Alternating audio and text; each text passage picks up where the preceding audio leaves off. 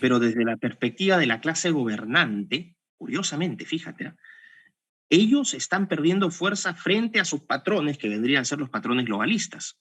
Porque al final lo que estás viendo es, como te dije, esto no es algo espontáneo, algo casual, que este mismo fenómeno se repite en todos los países, cada uno con sus particularidades y sus agendas, pero los objetivos exactamente los mismos. Esto ya te dice que acá no es un evento espontáneo, sino que está claramente deliberado y planificado. Y finalmente, ¿en qué están convirtiendo los estados-nación?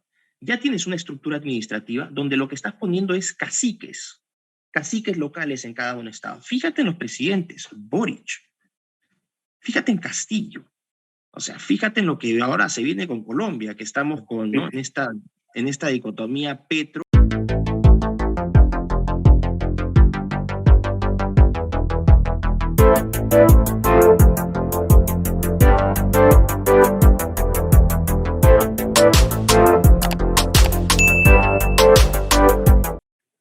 ¿Tienes una idea de qué es lo que está detrás de los fenómenos de Perú, Chile, Colombia? Ya es un fenómeno, ya se puede hablar de un fenómeno por las regularidades que empieza a revelar.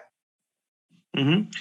Bueno, Víctor Andrés, en realidad no solamente, claro, entiendo que el enfoque va a ser Colombia, Chile y Perú, pero no es exclusivo lo que está ocurriendo en Colombia, Chile y Perú a estos tres países. Lo estás viendo en España, lo estás viendo en el Reino Unido, lo estás viendo, lo vas a ver en Brasil, ahora cuando coronen a Lula nuevamente, lo vas a ver en Argentina. Eh, es un fenómeno hemisférico, occidental. Y sobre la base, vamos a decir, en la base de todo esto está el concepto o la idea del relativismo. Es decir, como una tendencia ideológica, si es que nos podemos poner un poco teóricos, pero para que la gente lo entienda lo voy a hacer fácil, está un movimiento conocido como el postmodernismo. Este es un periodo postmodernista que nace como respuesta, ¿no? Como crítica al modernismo que surge, vamos a decir, hay diferentes, vamos a decir, periodos históricos, pero se puede establecer 1789, la Revolución Francesa, ¿no? El siglo de la Ilustración y canalizado en esta, vamos a decir, cristalizado en este evento, donde surge la razón, el amor por la libertad, el amor por el ser humano, el secularismo cada vez más acelerado y la creación de las diferentes ideologías políticas que surgen desde este periodo, incluso vamos a decir desde el fin del siglo XVII hasta el siglo XX. Entonces, todos los ismos conocidos, ¿no? El liberalismo, el nacionalismo, el conservadurismo, el comunismo, anarquismo, libertarianismo, etcétera. Son ideologías que surgen en este periodo y son ideologías que servían para darle una cierta... eran propuestas de modelos económicos y políticos ideales que prometían la felicidad del ser humano, que finalmente es el objetivo.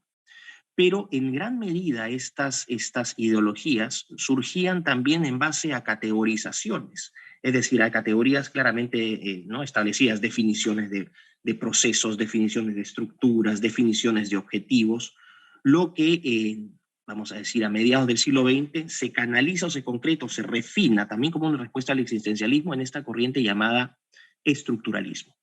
El estructuralismo que te establece estas categorías binarias, estructuras para entender el mundo que nos rodea, ¿no? Por eso se determina esta idea del estructuralismo. Y el postmodernismo nace en respuesta a estas categorizaciones y estas estructuras. ¿Esto qué significa? Para el postmodernista, es decir, el rechazo de este mundo racional, positivista, ¿no? Que apela a la realidad, a la evidencia empírica, para el postmodernista. El fundamento es el relativismo. Y el relativismo es una aproximación, una perspectiva filosófica que te dice que no existen verdades objetivas. Ojo que no me estoy desviando, voy a llegar al punto de tu pregunta porque quiero que la gente lo entienda. Cuando dices que no hay realidades objetivas, tú a lo que apelas con este relativismo es a un relativismo epistemológico. ¿Esto qué quiere decir? El conocimiento que tenemos y las formas como llegamos a ese conocimiento también son relativas, dependen de la perspectiva de cada uno. Esto te hace rechazar los hechos científicos. Los hechos científicos no existirían. Hay un relativismo moral. Lo que antes consideramos bueno o malo, ahora no necesariamente es bueno o malo, depende de quién lo hace, cada uno tiene su perspectiva, y ahí vas a poder ver también por qué está este combate feroz contra el cristianismo, ¿no? por lo menos en Occidente, que te establece absolutos morales. Entonces el relativista te dice, el relativismo también es moral. Y también un relativismo ontológico. ¿Y esto qué significa? Lo que nosotros consideramos cosas que existen y que no existen, cómo categorizamos las cosas que vemos en el mundo, también dejan de tener una realidad objetiva. Pasa todo a ser interpretado de acuerdo al ser, a la perspectiva personal. Finalmente, el relativismo es el rechazo a la verdad objetiva. Y eso es lo que funciona, eso es lo que fundamenta el posmodernismo, es lo que está ocurriendo ahora. ¿Y qué es lo que ves ahora? A nivel de Estado-Nación, ya esta categoría, esta categoría deja de ser válida. Poco a poco lo que estás viendo es cómo se socava el Estado-Nación como idea objetiva, o como una idea política objetiva. Ahora vivimos en un mundo no solamente de géneros fluidos, sino también de fronteras fluidas, ¿no? Donde la gente puede venir y entrar y la gente también es fluida. Sí. Ahora, yo quería preguntarte este tema porque, miren, si en Chile triunfara Chile está viviendo una situación revolucionaria de acuerdo a los esquemas leninistas. Si en Chile triunfa el proyecto revolucionario, entre comillas, en realidad, Miklos, a diferencia de lo que está pasando en otras partes de Occidente, tendríamos que hablar ya de un nuevo paradigma del neocomunismo. Es decir, tenías la revolución bolchevique, tenías la revolución china, si quieres la revolución cubana con los foquistas, pero ahora sería una típica revolución posmoderna en una sociedad que era un milagro de los países emergentes, que había reducido pobreza como nunca, que había expandido las clases medias como nunca, es decir, la economía y el capitalismo como tal se han relativizado, tienen tan poco valor para definir el futuro de una sociedad, que lo único que me queda decir, Miklos, es que estamos frente a un enemigo soberbio al que todavía no hemos entendido. Es un enemigo poderoso para Occidente, para la libertad y para las grandes tradiciones. Entonces, por eso te preguntaba lo de Chile. En Chile, por ejemplo, hay una propuesta de 11 naciones, plurinacional. La Cámara de Diputados empieza a hablar de la categoría de mujer menstruante, ¿no? De categoría de mujer menstruante y, en fin, una serie de cosas que es en realidad el nuevo esquema, no sé cómo llamarlo. ¿Cuál es tu aproximación frente a este tipo de cosas? Bueno, aborda exactamente lo que estaba diciendo cuando me hablas, por ejemplo, ¿no? De esta situación en Chile y cómo no se llega a entender todavía el enemigo. Es que creo que uno de los errores es seguir calificando al enemigo de comunista, porque Ajá, el posmodernismo también también. es un ataque al comunismo. Exactamente, El exactamente. posmodernismo es un ataque a todo lo establecido previamente que nos legó este periodo de la modernidad. Entonces, cuando digo el posmodernismo, estás hablando de un postcomunismo o de un postliberalismo. Aquí lo que mejor definiría esta categoría posmoderna es esta fusión entre tirios y troyanos, que es el progresismo. El progresismo es la síntesis, es el movimiento político, económico, social y cultural más orgánico, más visible del postmodernismo. Y es la fusión de zurdos, es la fusión de falsos diestros, ¿no? Que se encuentran en este fundamento que es el relativismo. Y por eso te decía, relativismo ontológico. Cuando hablas de persona menstruante, eso es relativismo ontológico, porque ontológicamente reconocemos al ser humano hombre y mujer. Pero cuando hay un relativismo ontológico, persona gestante, ¿entiendes? Puedes interpretarlo como se te dé la gana. Cuando hablas también, por ejemplo, de un relativismo moral, lo mismo. Ahora, por ejemplo, que se esté presionando. En la misma convención constituyente se debatió un capítulo en esta nueva constitución, que es un mamarracho a todo esto, ¿no? Es el caos garantizado, donde hablan de un capítulo de derechos reproductivos y sexuales. Y fíjate la palabra que usan, Víctor Andrés, usan la palabra persona, pero persona pueden ser infantes, una persona. No hay una definición explícita de persona porque ese es el propósito, ¿no? El propósito es dejar todo en la abstracción. Yo quiero plantearte ya que estamos, te estás inclinando más para el tema filosófico, lo cual es muy interesante. Yo quiero Vamos a lo plantearte, político, ¿eh? No te no, preocupes. no, pero está muy bien, Miklos. Me parece muy bien porque hay que entender el fenómeno en su integridad. Esto no es no es solamente el fenómeno. Como tú Así es, dices, hay que ir al ser, a al lo que es, sustrato. ¿no? Ujú. Escúchame.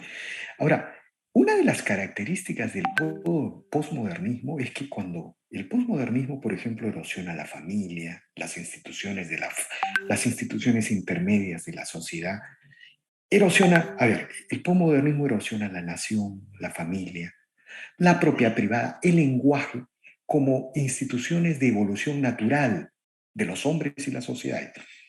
Pero al hacer eso, y al hablar de una libertad individual, como si los hombres fueran átomos ¿no? En movimiento, átomos, al hablar de ese tipo de libertad, el posmodernismo finalmente lo que está empoderando es un despotismo nunca imaginado, porque lo que queda es un Estado prácticamente empoderado en todos los niveles sin los contrapesos intermedios naturales de una sociedad. Entonces, es cierto, es una crítica al comunismo, pero el posmodernismo no sabemos lo que va a construir. Mire esa convención constituyente en Chile. Está constituyendo un despotismo que todavía no hemos visto o que recién empezamos a ver en las sociedades occidentales cuando hay esta dictadura de las mayorías. Algo de eso hay eso, ¿no? Algo de eso existe. Pero por supuesto, y yo diría, y depende también, ¿no? Desde la perspectiva en la cual la tomes, desde la perspectiva del ciudadano, claro, uno va a decir, el Estado está tomando mucho más fuerza, pero desde la perspectiva de la clase gobernante, curiosamente, fíjate, ¿eh? Ellos están perdiendo fuerza frente a sus patrones, que vendrían a ser los patrones globalistas. Porque al final lo que estás viendo es, como te dije, esto no es algo espontáneo, algo casual, que este mismo fenómeno se repite en todos los países, cada uno con sus particularidades y sus agendas, pero los objetivos exactamente los mismos. Esto ya te dice que acá no es un evento espontáneo, sino que está claramente deliberado y planificado. Y finalmente, ¿en qué están convirtiendo los estados-nación? Ya tienes una estructura administrativa donde lo que estás poniendo es caciques, caciques locales en cada un estado. Fíjate en los presidentes, Boric, fíjate en Castillo, o sea, fíjate en lo que ahora se viene con Colombia, que estamos con, ¿no? En esta dicotomía Petro, eh, Petro, Miklos, Petro, no solamente habla de la economía verde, sino también cita a Derrida, a Jacques Derrida, que es uno de los patrones, uno de los factotums del postmodernismo, ¿no? claro, Jacques Derrida es el promotor o el, vamos a decir, el creador de esta corriente que se llama deconstruccionismo, que también tiene un enfoque en el lenguaje, porque entendieron desde Ludwig Wittgenstein el uso del lenguaje como un instrumento de poder, ¿no? Los límites de mi lenguaje son los límites de mi mundo. Es decir, tú construyes realidades en base al lenguaje que utilizas. Y Jacques Derrida lo que decía es que estudió la relación entre texto y el significado de ese texto. Y él decía que uno en realidad también, oponiéndose a estas categorías binarias, que los textos finalmente llevaban implícito un significado que daba el autor desde una posición de poder, y que por lo tanto tú tenías que deconstruirlos para darles tu propio significado. Súmale a eso el postestructuralismo, ahí sí que estamos entrando en el fundamento del postmodernismo, de Michel Foucault, ¿no? Con esta idea de el postestructuralismo, es decir, este rechazo a las categorías binarias y a las definiciones objetivas, cuando empieza a hablar de la relación entre el texto, el discurso y el poder. O El sea, poder y el saber, el gran tema de Foucault. exactamente, ¿no? El lenguaje como instrumento de poder. Increíble, o sea, esta gente, vamos a decir, tenían si puedo, es una apreciación personal, para mí los filósofos más subversivos en la historia de la humanidad han sido los franceses, particularmente Así es. los del siglo XX. Y una de las cosas, Miklos, que tenían los filósofos franceses, Foucault, Derrida, Lyotard, toda esta élite de la posmodernidad, a diferencia de los filósofos, a ver, vamos a llamarlo conservadores, tradicionales, excepto algunos, muy pocos, portaaviones del conservadurismo, estos filósofos se presentaron en las universidades como los grandes sabios y eruditos de toda. O sea, estos señores se leyeron desde los presocráticos pasando por todo y todo lo criticaron. Entonces, con esa aura de representar la sabiduría occidental, fueron a deconstruir los principios occidentales y se impusieron en las universidades. Ahí está la escuela de Frankfurt, ¿no? Ahora, Pero digamos, ¿es exagerado, Miklos, sostener que Chile puede ser el paradigma de una revolución postmoderna? ¿O estamos haciendo mucha teoría, crees tú? No, no, no, es que no es teoría. Yo creo que Chile es un laboratorio para la región, Ah, así como también lo es la Argentina en algunos aspectos, ¿no? Y pronto Colombia, ¿no?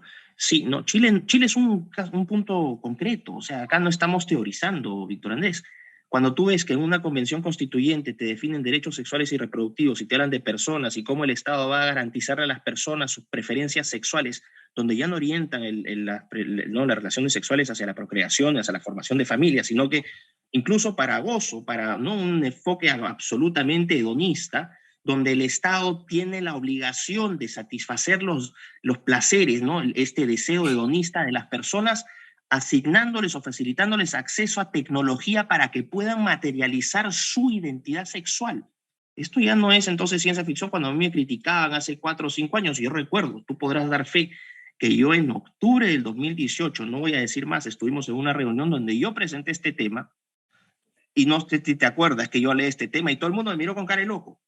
Y fíjate, lo que no, está pasando es eso. no, mira, Miklos, Ricardo Israel, que es un hombre de centro, ¿ah? Es un ex candidato presidencial en Chile, ahora es del Instituto Interamericano para la Democracia en Miami. O sea, fue categórico. A mí me dejó helado, ¿no? Lo cual revela que esto no es No es teoría, teoría. no es teoría, no es solo filosofía, sino es una estrategia de poder. Él dijo textualmente, si en Chile la única posibilidad de que en Chile gane la convención, la nueva constitución de la convención constituyente, es decir, la primera constitución soviética luego de la caída del muro de Berlín, con elecciones, con todo el procedimiento constitucional, él dijo, es el discurso postmoderno. Y tiene absoluta razón. La nueva mayoría en Chile, que son los jóvenes, votarían por esa constitución solo por esa razón. Es impresionante, ¿no? No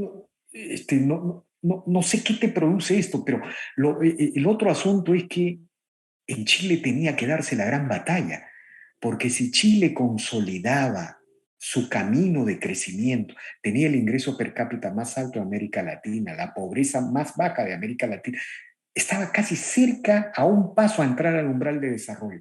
Víctor Andrés estaba al nivel de Portugal. Exactamente, ¿no? O sea, fue el primer país de Hispanoamérica, vamos a decir, salvo España, obviamente, y Portugal, que llegó a ese umbral de desarrollo. O sea, si Chile llegó, según indicadores y estándares del Banco Mundial, a ser un país desarrollado, del primer mundo. Y ahora lo ves, ahora es un país que no puede contener, por ejemplo, las olas de asaltos y asesinatos en el sur del país, que se ha convertido en un hervidero. Es tierra de nadie, literalmente. La sexta, séptima, octava, novena región de la Araucanía, un desastre. Es literalmente un estado, esa zona es una región jovesiana completamente. Estado Ujú. de la naturaleza totalmente. Pero esto también es deliberado. Eso también es deliberado porque estás tratando de crear un vacío de poder. Frente a ese vacío de poder, ¿qué es lo que exige la gente? En la teoría lo dijo Hobbes. Cuando la gente está desesperada, no hay seguridad, no hay paz, te exigen a gritos un leviatán. La No un autoridad. Estado, un leviatán. Y eso es lo que esta es la ingeniería social. Lo que está ocurriendo ahora en Colombia, ya que estábamos hablando del caso de Chile y de lo que está Colombia, me dicen no, pero por lo menos con el ingeniero Rodolfo Hernández, que ya dijo, ya lanzó, porque este sujeto ha lanzado sus propuestas de gobierno en 20 tweets. Es el rey del TikTok, está en su perfil de Twitter, ¿ah? El rey del TikTok, así se define él. Bueno, fíjate cómo ha hecho 20 propuestas de las cuales dice, Todas son iguales a Petro. es Todas. exactamente lo mismo, es exactamente lo mismo. Entonces la gente me dice, no, pero con el ingeniero vamos por lo menos a poder votar en 4 años. Es seguir creyendo que la democracia sigue funcionando y que los procesos electorales son transparentes.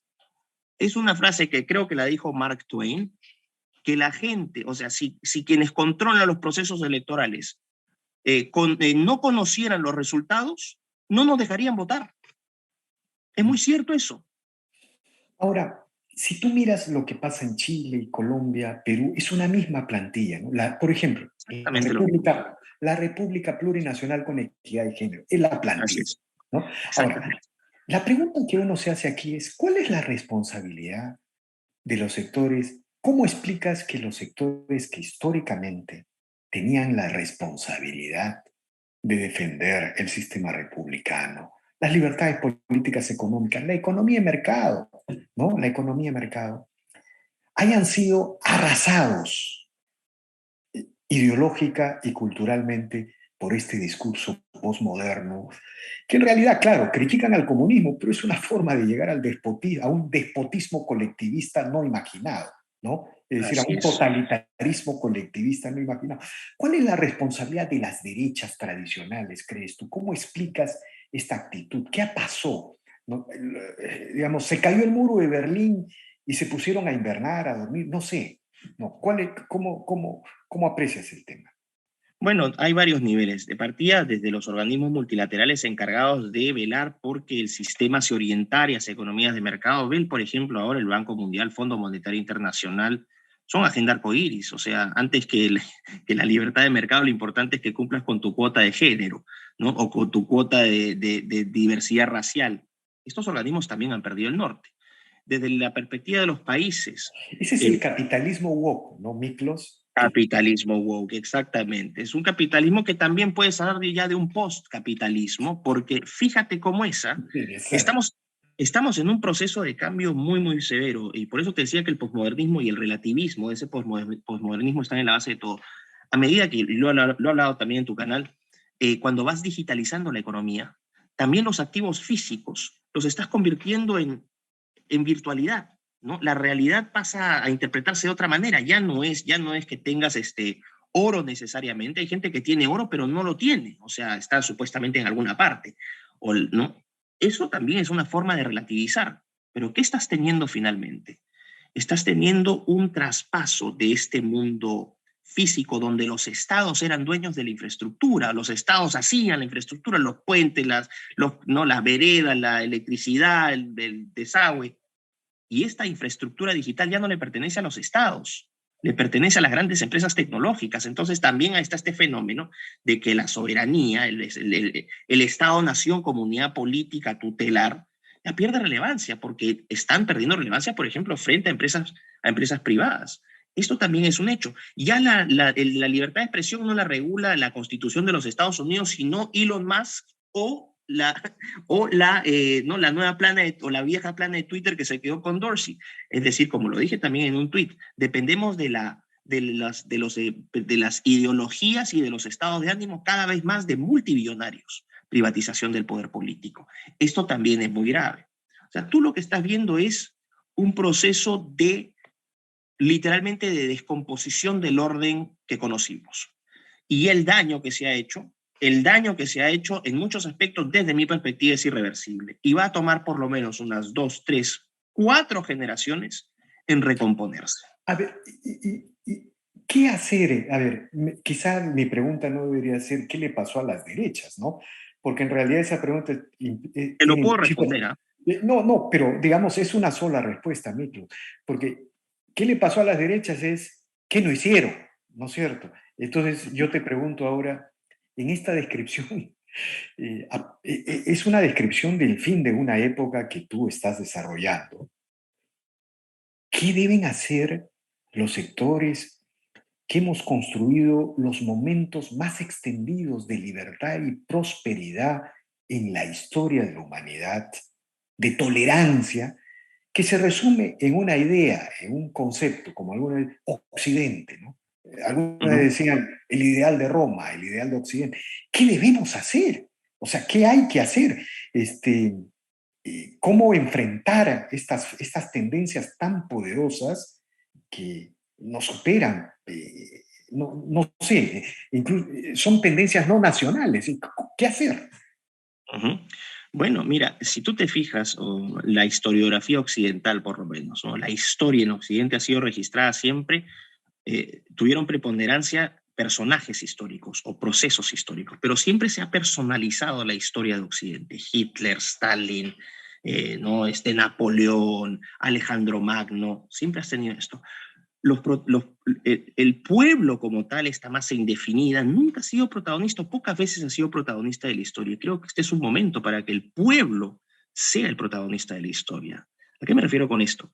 La gente tiene que entender, por favor que lo entiendan, que su clase gobernante, su clase empresarial, incluso su clase espiritual, su clase académica, su clase deportiva, todo lo que la gente entiende como que ahora son las élites, no están jugando a favor nuestro, sino que están en contra nuestra. No funcionan o no operan en base a servir los intereses de la gente, sino a servir intereses particulares de esta estructura de poder político que está configurando este nuevo poder global, ¿no? Esta estructura, esta jerarquía global, ¿no? Con centros neurálgicos como, vamos a decir, Naciones Unidas, o Davos, o Ginebra, o Nueva York, Seattle, con estas empresas tecnológicas como Microsoft, Beijing, ¿no? Shenzhen, que todas son estas grandes capitales de la tecnología. Y la gente se está quedando sola. Esta gente no va a representar nuestros intereses. Es tiempo de que el pueblo, los pueblos, sean protagonistas de la historia. ¿Y cuándo han sido protagonistas de la historia? Bueno, 1776, La Revolución de Estados 1789, Unidos. para decirlo así, para que no nos censuren. La gente ya puede entender qué es lo que más o menos habría que hacer. Lo digo sin ser alarmista y porque creo que a estas alturas, honestamente, si la gente sigue pensando que hay procesos democráticos, que nosotros todavía decidimos el destino ¿no? de nuestros gobernantes, en los procesos electorales transparentes y limpios, en esta época de posmodernismo, donde te presentan una realidad a partir de unas encuestas, ya te empiezan a construir narrativas y esas encuestas se acompañan de texto. No, Vivimos en una gran mentira, Víctor Andrés. Esa es la realidad. acá yo escuché un argumento eh, a favor de empoderar a la escuela pública en la formación de los niños, que a mí me jode aterrado, ¿no? O sea, me dejó aterrado, ¿no? Porque era el Estado, y lo decía uno o dos periodistas que, que suelen presentarse como conciencia crítica del país. Dice, los casos de agresiones a niños se producen en la familia. Ergo, la escuela, ¿no? Es la encargada de evitar esto en el futuro, ¿no? Por lo tanto, el padre o la madre deben tener menos poder en el niño. Eso era un argumento que a mí me recordaba la idea del Estado y la juventud, de la Revolución Cultural China, del comunismo soviético, del nazismo. No se dan cuenta que están construyendo un despotismo, como decía de Tocqueville cuando conoció América, ¿no? Y veía que las instituciones intermedias se erosionaban, decía, aquí puede surgir un despotismo que nunca ha existido en la historia de la humanidad y nunca nos imaginamos, ¿no? A mí me impresionó eso, ¿no? Pero todo apunta a erosionar lo que existe, las instituciones, y a empoderar el Estado, entre comillas, o a determinados alineamientos internacionales, ¿no? Te puedo asegurar, y eso es otra cosa que la gente tiene que entender. Tú decías estos dos periodistas, a ver, dentro de la clase, dentro del neocacicazgo globalista, la prensa está, o sea, los periodistas están metidos ahí. Periodistas que hagan su trabajo como lo conocemos, o sea, aves raras como tú, o sea, uno que otro que todavía esté ejerciendo la profesión, pero la mayoría está al servicio de estas élites. Toda la narrativa de la prensa está comprada. Es una narrativa que apunta a ¿no? A apuntalar Y este mira, postmodernismo. en Chile, Colombia, la prensa se le ha jugado por estos proyectos postmodernos, pero con todo, ¿no?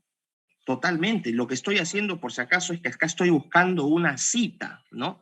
Que ya encontré, ¿no? Dentro de esta idea, para que vean lo espeluznante que puede ser esto, esta idea de que se crea que es deseable que el Estado, perdón, que, perdón, no sé si se llega a escuchar el fondo. No, no hay problema. Disculpa. Ok, no. Bueno, lo que te decía es que se llega al punto donde se promueva incluso la idea de que es deseable que el Estado tenga autoridad sobre tus hijos y que no la tengan los padres. Eso, Víctor Andrés, atenta contra 2,5 millones de años de proceso evolutivo. Así es, efectivamente. Y es construir una colmena, una Y colmena. la primera respuesta frente a eso, yo te lo digo, ni siquiera debe ser, o sea, la broma sería no tomarlo a la ligera, uy, qué locos estos. No, o sea, discúlpame, si uno ve a sus crías amenazadas, uno las defiende por todos los medios, no descarto ninguno. Así que no sé No, hasta qué punto pueden estar tirando la pita estos graciosos, porque claro, hay mucho ganado dentro de la gente, los han domesticado, pero hay otros que no están domesticados y que todavía siguen siendo una masa crítica suficiente que podría organizarse y responder violentamente a esto. Ojo. ahora, para echarle una dosis de optimismo a esta visión, ¿no? A esta descripción apocalíptica de la situación, quizá habría que decir, Miklos, que Occidente es el único sistema en que las cosas se destruyen y se reconstruyen creativamente, ¿no? Digamos, Ujú. en los sistemas republicanos, por ejemplo, un gobierno fracasa, ¿no? Pero el cambio de elección permite que otro gobierno reemplace y el sistema se preserva.